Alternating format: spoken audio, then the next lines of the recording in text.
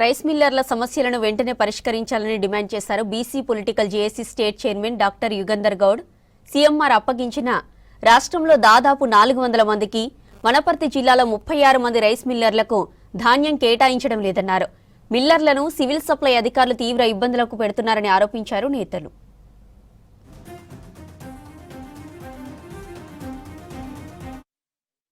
చేయాలని చెప్పి అహర్నిశలు కూడా శ్రమిస్తున్నటువంటి పరిస్థితి ఉంది.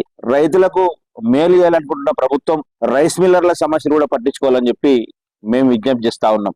ప్రస్తుత సీజన్ లో వనపర్తి జిల్లాలో చూసుకుంటే ఈరోజు వరి ఎక్కువగా వండుతుంది.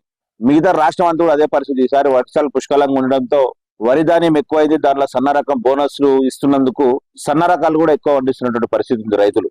ఈ మధ్యలోనే దాదాపు 79 వనపర్తి జిల్లాలో 79 మంది రైస్ మిల్ కూడా ప్యాడీ అలాట్మెంట్ చేస్తా ఉన్నాం. ఈ సీజన్ కు మీరు బ్యాంక్ గ్యారెంటీలు కట్టండి అని చెప్పి ప్రభుత్వం ఒకటి సర్క్యులర్ జారీ చేసింది.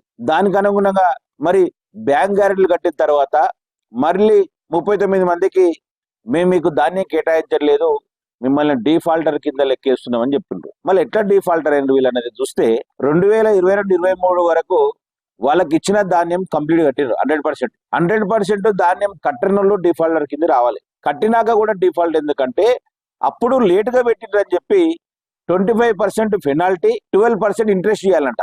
అంటే 2 years కింద కట్టిండ్రు. ఆ 2 years కూడా వాళ్ళకు రబీ ఖరీఫ్ ధాన్యం ఇచ్చిండ్రు. ఇప్పుడు కూడా ఇస్తామని చెప్పి సర్క్యులర్ ఇచ్చిండ్రు.